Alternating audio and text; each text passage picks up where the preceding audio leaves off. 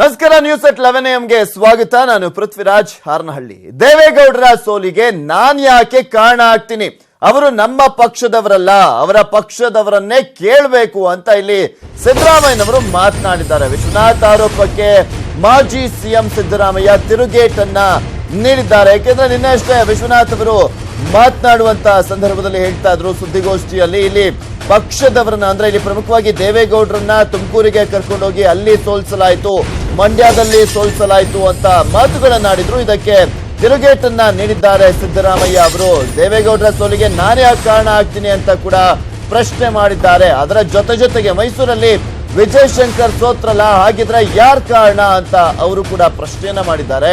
ಪರೋಕ್ಷವಾಗಿ ಜೆಡಿಎಸ್ ವಿರುದ್ಧ ಸಿದ್ದರಾಮಯ್ಯ ಅವರು ಅಸಮಾಧಾನವನ್ನ ವ್ಯಕ್ತಪಡಿಸಿದ್ದಾರೆ. ವಿಶ್ವನಾಥ್ ಆರೋಪಕ್ಕೆ ಸಿದ್ದರಾಮಯ್ಯ ತಿರುಗೇಟನ್ನ ನೀಡಿದ್ದಾರೆ.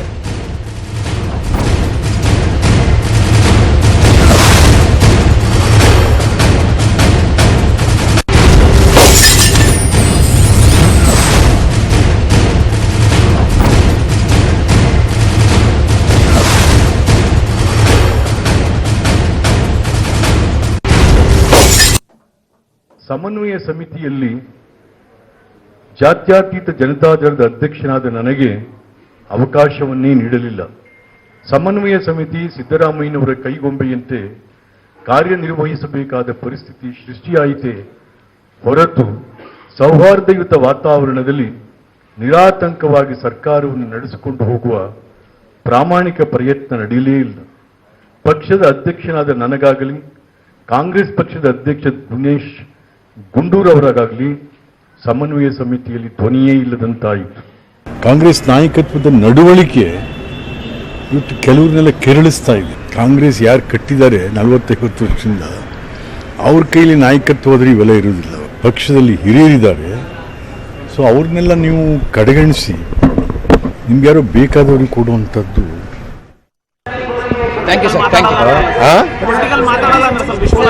ನೀವು ಕೇಳಿದ್ರೆ ನೋಡಿ, ವಿಶ್ವನಾಥ ನಮ್ಮ ಪಾರ್ಟಿ ಅವನಲ್ರಿ, ಅದಕ್ಕೆ ಮಾತಾಡಲ್ಲ ಅಂದೆ. Is not our party man, is a Congress man. JDS ನವನು, ನಾ ಜೆಡಿಎಸ್ ನವ್ರ ಬಗ್ಗೆ ಮಾತಾಡಲ್ಲ, ಜೆಡಿಎಸ್ ನವ್ರು ಮಾತಾಡ್ಕೊತಾರೆ. ಯಾರು ನೀವೇ ನಿಮ್ ಪ್ರಶ್ನೆಗಳಿಗೆ ನೀವು ಕೇಳಿದ್ರೆ ನೋಡಿ, ವಿಶ್ವನಾಥ ನಮ್ಮ ಪಾರ್ಟಿ ಅವನಲ್ರಿ, ಅದಕ್ಕೆ ಮಾತಾಡಲ್ಲ ಅಂದೆ. Is not our party man, is a Congress man. JDS ನವನು.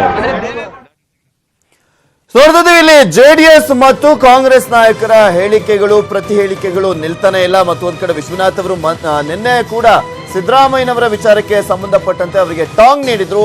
ಇವತ್ತು ಸಿದ್ದರಾಮಯ್ಯನವರು ಕೂಡ ತಿರುಗೇಟನ್ನ ನೀಡಿದ್ದಾರೆ. ದೇವೇಗೌಡರ ಸೋಲಿಗೆ ನಾನ್ ಯಾಕ್ರಿ ಸ್ವಾಮಿ ಕಾರಣ ಆಗ್ತೀನಿ, ಅವರು ನಮ್ಮ ಪಕ್ಷದವರಲ್ಲ, ಅವರ ಪಕ್ಷದವರನ್ನೇ ಕೇಳಬೇಕು ಇದಕ್ಕೆ ಅಂತ ವಿಶ್ವನಾಥ್ ಅವರ ಆರೋಪಕ್ಕೆ ಸಿದ್ದರಾಮಯ್ಯನವರು ತಿರುಗೇಟನ್ನ ನೀಡಿದ್ದಾರೆ. ಇದರ ಜೊತೆಗೆ ಮೈಸೂರಲ್ಲಿ ವಿಜಯಶಂಕರ್ ಸೋತ್ರಲ್ಲ, ಹಾಗಾದ್ರೆ ಯಾರ್ ಕಾರಣ ಆಗ್ತಾರೆ ಅದಕ್ಕೆ ಅಂತ ಕೂಡ ಪ್ರಶ್ನೆಯನ್ನ ಮಾಡಿದ್ದಾರೆ. ಈ ಮೂಲಕ ಪರೋಕ್ಷವಾಗಿ ಜೆಡಿಎಸ್ ವಿರುದ್ಧ ಸಿದ್ದರಾಮಯ್ಯನವರು ಅಸಮಾಧಾನವನ್ನ ವ್ಯಕ್ತಪಡಿಸಿದ್ದಾರೆ. ಅವರು ದೇವೇಗೌಡರ ಸೋಲಿಗೆ ಸಿದ್ದರಾಮಯ್ಯನವರು ಕಾರಣ ಅಂತ ಹೇಳೋದಾದ್ರೆ, ನಮ್ಮ ಮೈಸೂರಿನ ಅಭ್ಯರ್ಥಿ ಸೋಲೋದಕ್ಕೆ ಯಾರು ಕಾರಣ ಆಗ್ತಾರೆ ಅಂತ ಮರು ಪ್ರಶ್ನೆಯನ್ನ ಮಾಡಿ ತಿರುಗೇಟನ್ನ ನೀಡಿದ್ದಾರೆ ಮಾಜಿ ಸಿಎಂ ಆಗಿರುವಂತಹ ಸಿದ್ದರಾಮಯ್ಯನವರು. ಇಲ್ಲಿ ಎಲ್ಲೋ ಒಂದ್ ಕಡೆ ಜೆಡಿಎಸ್ ಮತ್ತು ಕಾಂಗ್ರೆಸ್ ನಾಯಕರ ಹೇಳಿಕೆ, ಪ್ರತಿ ಹೇಳಿಕೆಗಳು ನಿಲ್ಲುವಂತಹ ಲಕ್ಷಣಗಳೇ ಕಾಣಿಸ್ತಾ ಇಲ್ಲ. ಒಂದ್ ಕಡೆ ಕಾಂಗ್ರೆಸ್ನಲ್ಲಿ ಆಂತರಿಕ ಭಿನ್ನಮತ ಜೊತೆಗೆ ಜೆಡಿಎಸ್ನ ಒಂದು ತಿರುಗೇಟುಗಳಿಗೂ ಕೂಡ ಉತ್ತರವನ್ನ ಕೊಡಬೇಕಾದಂತಹ ಸಂದರ್ಭ. ಸಿದ್ದರಾಮಯ್ಯನವರು ಕೂಡ ಪ್ರತಿ ಹೇಳಿಕೆಗಳನ್ನ ನೀಡ್ತಾನೆ ಇದ್ದಾರೆ, ಅವರ ಶಿಷ್ಯರು ಕೂಡ ಪ್ರತಿ ಹೇಳಿಕೆಗಳನ್ನ ನೀಡ್ತಾ ಇರುವಂತದ್ದು. ಎಲ್ಲೋ ಒಂದ್ ಕಡೆ ಈ ಕಾಂಗ್ರೆಸ್ ಮತ್ತು ಜೆಡಿಎಸ್ ಮೈತ್ರಿಯಲ್ಲಿ ಎಲ್ಲವೂ ಕೂಡ ಸರಿ ಇಲ್ಲ ಅನ್ನೋದು ಪದೇ ಈಗ ಗೊತ್ತಾಗ್ತಾನೆ ಇರುವಂತದ್ದು, ಬಹಿರಂಗ ಆಗ್ತಾನೆ ಇದೆ. ಇಲ್ಲಿ ನೋಡ್ತಾನೆ ಇದ್ದೀರಾ ಯಾವ ರೀತಿಯಾಗಿ ಮಾತನಾಡ್ತಿದ್ದೀರಾ. ಇನ್ನು ಈ ಕುರಿತಂತೆ ಮಾತಾಡ್ಲಿಕ್ಕೆ ನಮ್ಮ ಜೊತೆ ಮೈಸೂರು ಲೋಕಸಭಾ ಕ್ಷೇತ್ರದ ಪರಾಜಿತ ಅಭ್ಯರ್ಥಿ ಆಗಿರುವಂತಹ ವಿಜಯಶಂಕರ್ ಅವರು ದೂರವಾಣಿ ಸಂಪರ್ಕದಲ್ಲಿದ್ದಾರೆ. ನಮಸ್ಕಾರ ಸರ್. ನಮಸ್ಕಾರ ಸರ್, ಇಲ್ಲಿ ನಿನ್ನೆ ವಿಶ್ವನಾಥ್ ಅವರು ಮಾತನಾಡುವಂತಹ ಸಂದರ್ಭದಲ್ಲಿ ಹೇಳ್ತಾ ಇದ್ರು, ದೇವೇಗೌಡರನ್ನ ಮತ್ತೆ ನಿಖಿಲ್ ಅವರನ್ನ ಕಾಂಗ್ರೆಸ್ ನಾಯಕರು, ಅದರಲ್ಲೂ ಎಸ್ಪೆಷಲಿ ಸಿದ್ದರಾಮಯ್ಯನವರೇ ಸೋಲ್ಸಿದ್ರು. ಇನ್ನೊಂದ್ ಕಡೆ ಮೈಸೂರಿನಲ್ಲಿ ನಾವು ಟಿಕೆಟ್ ಕೇಳಿದ್ವಿ, ಆದ್ರೆ ನಮಗೆ ಟಿಕೆಟ್ ಕೊಡ್ಲಿಲ್ಲ, ಅದು ಕೂಡ ಸೋಲಿಗೆ ಕಾರಣ ಆಯ್ತು ಅಂತ ಹೇಳ್ತಾ ಇದ್ರು. ಏನ್ ಹೇಳ್ತೀರಾ ನೀವು?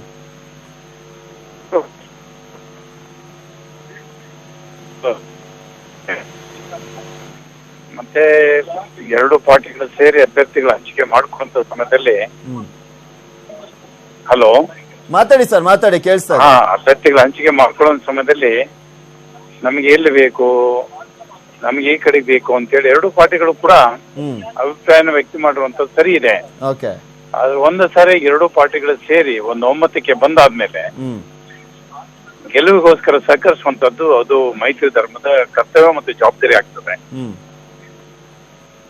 ಆ ವಿಚಾರದಲ್ಲಿ ನಮ್ಮ ಪಾಲನೆ ಆಗಿದೆಯಾ, ನಾವು ನಮ್ಮ ಜವಾಬ್ದಾರಿ ತಕ್ಕ ನಡ್ಕೊಂಡಿದೀವಿ ಅನ್ನೋಂಥದ್ದನ್ನ ನಾವು ಅವಲೋಕನ ಮಾಡ್ಕೊಡ್ಬೇಕು. ಸರ್, ಈಗ ಆಲ್ರೆಡಿ 23ನೇ ತಾರೀಕು ರಿಸಲ್ಟ್ ಬಂತಲ್ಲ, ನಿಮ್ಗೆ ಏನ್ ಅನಿಸ್ತಾ ಇದೆ, ಏನ್ ಕಾರಣ ಅನಿಸ್ತದೆ? ಯಾಕಂದ್ರೆ JDS ಶಾಸಕರು ಇರುವಂತ ಎಲ್ಲಾ ಕಡೆ ಕೂಡ ಬಿಜೆಪಿಗೆ ಲೀಡ್ ಬಂತು.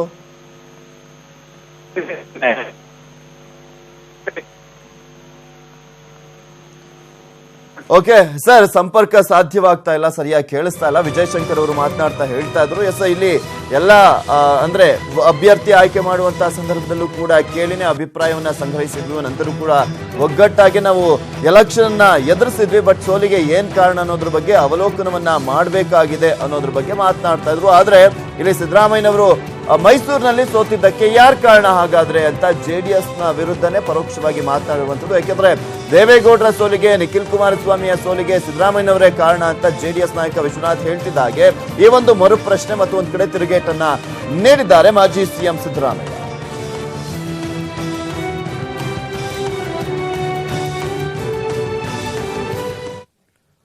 ರಮೇಶ್ ಜಾರಕಿಹೊಳಿ ಅವರನ್ನ ಭೇಟಿ ಮಾಡಿದ್ದಾರೆ ಬಿಜೆಪಿಯ ಸಂಸದ, ಬಳ್ಳಾರಿ ಸಂಸದರಾಗಿರುವಂತಹ ದೇವೇಂದ್ರಪ್ಪ ಅವರಿಂದ ರಮೇಶ್ ಜಾರಕಿಹೊಳಿ ಅವರನ್ನ ಭೇಟಿ ಮಾಡಲಾಗಿದೆ. ಬೆಂಗಳೂರಿನಲ್ಲಿನ ರಮೇಶ್ ಜಾರಕಿಹೊಳಿ ಅವರ ನಿವಾಸದಲ್ಲಿ ಅವರು ಭೇಟಿ ಮಾಡಿರುವಂತದ್ದು. ಬಿಜೆಪಿಯ ಬಳ್ಳಾರಿಯ ನೂತನ ಸಂಸದರಾಗಿರುವಂತಹ ದೇವೇಂದ್ರಪ್ಪ ಅವರು ಇಲ್ಲಿ ರಮೇಶ್ ಜಾರಕಿಹೊಳಿ ಅವರನ್ನ ಭೇಟಿ ಮಾಡಿ ಚರ್ಚೆಯನ್ನ ಮಾಡಿದ್ದಾರೆ.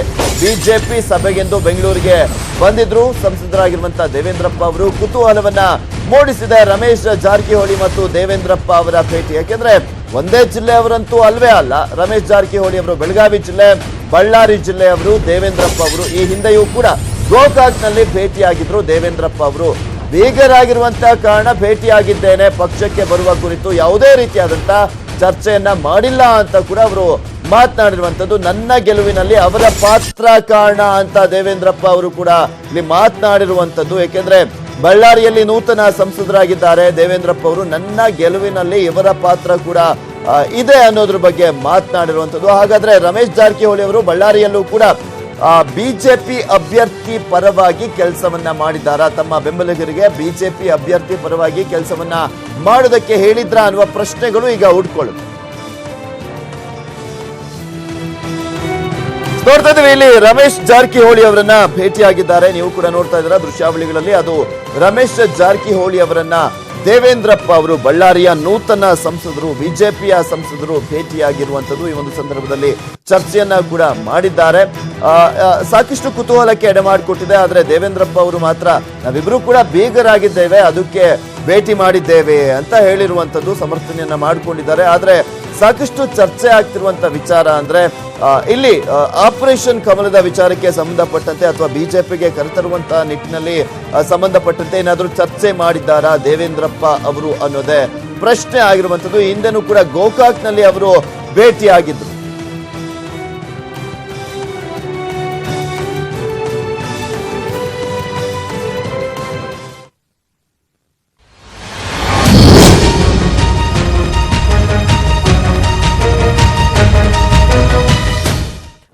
ಲಿಂಗಾಯತ ದಲಿತರಿಗೆ ಮೋದಿ ಮೋಸ ಮಾಡಿದ್ರ?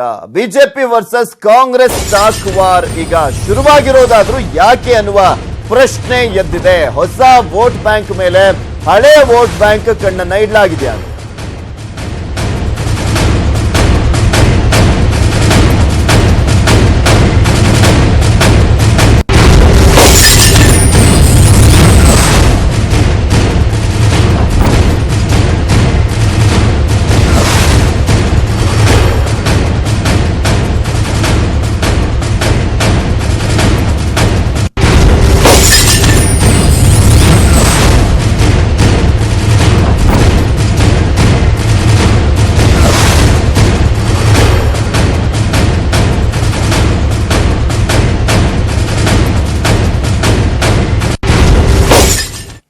ಲಿಂಗಾಯತ ಮತ್ತು ದಲಿತರಿಗೆ ಮೋದಿ ಮೋಸ ಮಾಡಿದ್ರ ಅನ್ನುವ ಪ್ರಶ್ನೆ ಈಗ ಎದ್ದಿದೆ. BJP versus Congress stock war ಶುರುವಾಗಿದ್ದಾದ್ರೂ ಯಾಕೆ ಅನ್ನೋದು ಈಗ ಕಾಡ್ತಾ ಇರುವಂತದ್ದು.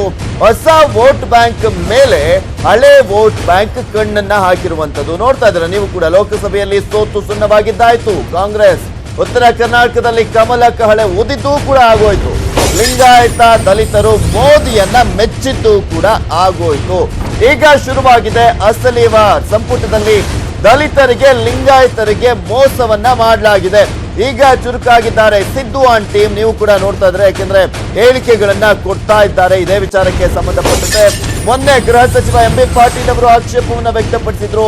ಅಂಗಡಿಗೆ ಕ್ಯಾಬಿನೆಟ್ ದರ್ಜೆಯನ್ನ ಕೊಡಬೇಕಾಗಿತ್ತು, ನನಗೆಲ್ಲಾದ್ರೂ ಈ ರೀತಿಯಾದಂತಹ ಖಾತೆ ಕೊಟ್ಟಿದ್ರೆ ನಾನು ಬಿಟ್ಟು ಬರ್ತಾ ಇದ್ದೆ ಅಂತಲೂ ಕೂಡ ಹೇಳಿದ್ರು.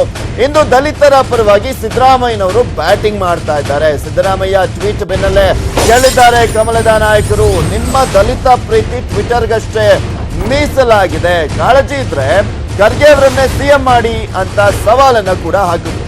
ಮೋದಿ ಕರ್ನಾಟಕದ ಲೋಕಸಭೆ ವೋಟ್ ಬ್ಯಾಂಕ್ ಮೇಲೆ ಕಣ್ಣನ್ನ ಇಟ್ಟಿದ್ರು. ಲೋಕಲ್ ವಾರ್ ನಲ್ಲಿ ಹೊಸ ಲೆಕ್ಕಾಚಾರ ಹಾಕಿದ್ದಾರೆ ಈಗ ಸಿದ್ದರಾಮಯ್ಯ ಮತ್ತು ಅವರ ಟೀಮ್. ಮತ್ತೆ ಅಹಿಂದ ವೋಟ್ ಬ್ಯಾಂಕ್ ಮೇಲೆ ರಾಜಕೀಯವನ್ನ ಶುರು ಮಾಡಿದ್ರ ಅನ್ನುವ ಪ್ರಶ್ನೆ ಈಗ ನಡೀತಾ ಇರುವಂತಹ ಬೆಳವಣಿಗೆಗಳನ್ನ ನೋಡಿದಂತಹ ಸಂದರ್ಭದಲ್ಲಿ ಗೊತ್ತಾಗುತ್ತೆ. ಯಾಕೆಂದ್ರೆ ಒಂದ್ ಕಡೆ ಎಂಬಿ ಪಾಟೀಲ್ ಅವರು ಇಲ್ಲಿ ಲಿಂಗಾಯತ ವಿಚಾರಕ್ಕೆ ಸಂಬಂಧಪಟ್ಟಂತೆ ಮಾತಾಡ್ತಾರೆ, ಮತ್ತು ಒಂದ್ ಕಡೆ ಸಿದ್ದರಾಮಯ್ಯನವರು ದಲಿತ ವಿಚಾರಕ್ಕೆ ಸಂಬಂಧಪಟ್ಟಂತೆ ಮಾತಾಡ್ತಿರೋದು. ಸುರೇಶ್ ಅಂಗಡಿ ಅವರು 4 ಬಾರಿ ಆರಿಸಿ ಬಂದಂಥವ್ರು, ಪ್ರಹ್ಲಾದ್ ಜೋಶಿ ಅವರು 4 ಬಾರಿ ಆರಿಸಿ ಬಂದವರು. ಅವ್ರಿಗೂ ಅಷ್ಟೇ ಒಂದು ಎಕ್ಸ್ಪೀರಿಯನ್ಸ್ ಇದೆ. ಪ್ರಹ್ಲಾದ್ ಜೋಶಿ ಅವ್ರಿಗೂ ಅಷ್ಟೇ ಎಕ್ಸ್ಪೀರಿಯನ್ಸ್ ಇದೆ. ಪ್ರಹ್ಲಾದ್ ಜೋಶಿ ಅವ್ರಿಗೆ ಕ್ಯಾಬಿನೆಟ್ ಮಿನಿಸ್ಟರು, ಸುರೇಶ್ ಅಂಗಡಿ ಅವರಿಗೆ ಸ್ಟೇಟ್ ರಾಜ್ಯ ಸಚಿವರು, ಇಂಡಿಪೆಂಡೆಂಟ್ ಚಾರ್ಜೂ ಇಲ್ಲ. ಯಾಕಪ್ಪ ಇದು ವ್ಯತ್ಯಾಸ? ಇದನ್ನು ಬಹುಶಃ ನಾವು ಲಿಂಗಾಯತರು ಅರ್ಥ ಮಾಡ್ಕೋಬೇಕು.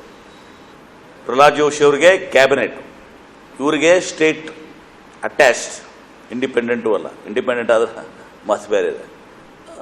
ಅವ್ರು ನನ್ನ ಮೇಲೆ ಪ್ರೀತಿ ಇದ್ದದ್ದು ಕೇಳಿರ್ಬೋದು, ಆದರೆ ಪ್ರಧಾನಮಂತ್ರಿಗಳು ಅದನ್ನೆಲ್ಲ ತೂಕವನ್ನು ನೋಡಿ, ರೈಲ್ವೆ ಇಲಾಖೆ ಭಾಳ ದೊಡ್ಡ ಇಲಾಖೆ, ಪಿಯೂಷ್ ಗೋಯಲ್ ಅವರು ಅದಾರ, ಆಮೇಲೆ ಪ್ರಧಾನಮಂತ್ರಿಗಳು ಇಂಥವ್ರ ಕೈಯಾಗಿ ಕೆಲಸ ಮಾಡೋದ ಒಂದು ಅನುಭವ, ಮೊದಲು ಎಕ್ಸ್ಪೀರಿಯೆನ್ಸ್ ಆಗಬೇಕಾಗ್ತದೆ.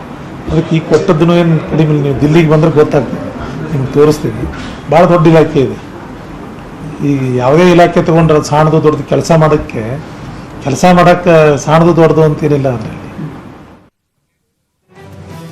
ನೋಡ್ತಿದ್ವಿ ಎಂಬಿ ಪಾಟೀಲ್ ಅವರು ಲಿಂಗಾಯತ ಅಸ್ತ್ರವನ್ನ ಪ್ರಯೋಗ ಮಾಡಿದ್ರು, ಅದಕ್ಕೆ ಸುರೇಶ್ ಅಂಗಡಿ ಅವರು ಕೂಡ ತಿರುಗೇಟನ್ನ ನೀಡಿದ್ರು. ಇನ್ನು ಇವತ್ತು ಸಿದ್ದರಾಮಯ್ಯನವರು ದಲಿತ ಅಸ್ತ್ರವನ್ನ ಪ್ರಯೋಗ ಮಾಡಿದ್ರು. ಅದನ್ನ ಕೂಡ ನೀವು ನೋಡ್ತಾ ಇದ್ದೀರಾ, ಯಾವ ರೀತಿಯಾಗಿ ಟ್ವೀಟ್ ಅನ್ನ ಮಾಡಿದ್ರು ಅನ್ನೋದನ್ನ ಎಕ್ಸ್ಕ್ಲೂಸಿವ್ ಆಗಿ ಮೊದಲೇ ಬ್ರೇಕ್ ಮಾಡಿತ್ತು ನ್ಯೂಸ್ 18 ಕನ್ನಡ. ಬಾಯಿ ಬಡಾಯಿ ಮೂಲಕ ದಲಿತರ ಉದ್ಧಾರ ಆಗೋದಿಲ್ಲ. ಮೊನ್ನೆ ನಡೆದಂತಹ ಚುನಾವಣೆಯಲ್ಲಿ ರಾಜ್ಯದ ಮೀಸಲು ಕ್ಷೇತ್ರಗಳಲ್ಲೂ ಕೂಡ ಬಿಜೆಪಿ ಅಭ್ಯರ್ಥಿಗಳು ಗೆದ್ದಿದ್ದಾರೆ, ಅವರಿಗೆ ಅಭಿನಂದನೆಗಳು. ಹೇಗಿದ್ರು ಕೂಡ ಕೇಂದ್ರ ಸಚಿವ ಸಂಪುಟದಲ್ಲಿ ರಾಜ್ಯದ ಒಬ್ಬ ದಲಿತ ಸಂಸದನಿಗೂ ಅವಕಾಶ ಸಿಕ್ಕಿಲ್ಲ. ಯಾಕೆ? ಇದಕ್ಕಿಂತ ದೊಡ್ಡ ಅನ್ಯಾಯ, ದ್ರೋಹ ಬೇರೆ ಏನಿದೆ ಸ್ವಾಮಿ ಅಂತ ಮೋದಿ ಅವರ ಸಂಪುಟದ ವಿಚಾರಕ್ಕೆ ಸಂಬಂಧಪಟ್ಟಂತೆ ಬಿಜೆಪಿಯ ಕಾಲೆಳೆದ್ರು. ಅದಾದ್ಮೇಲೆ ಇದಕ್ಕೆ ಬಿಜೆಪಿ ಅವರು ಕೂಡ ತಿರುಗೇಟನ್ನ ನೀಡಿದ್ರು. ಟ್ವಿಟರ್ ನಲ್ಲೇ ತಿರುಗೇಟನ್ನ ನೀಡಿದಂಥದ್ದು ಮಾನ್ಯ ಟ್ವಿಟರ್ ರಾಮಯ್ಯ ಅವರೇ. ದಲಿತರ ವಿಚಾರಕ್ಕೆ ಸಂಬಂಧಪಟ್ಟಂತೆ ನಿಮ್ಮ ಪ್ರೀತಿಯನ್ನ ಬರೀ ಟ್ವಿಟರ್ ನಲ್ಲಿ ತೋರಿಸಬೇಡಿ, ಪರಮೇಶ್ವರ್ ಅವರಿಗೆ ಸಿಎಂ ಸ್ಥಾನವನ್ನ ತಪ್ಪಿಸಿದ್ಯಾರು ಅಂತ ಕೂಡ ಪ್ರಶ್ನೆ ಮಾಡಿದ್ದಾರೆ.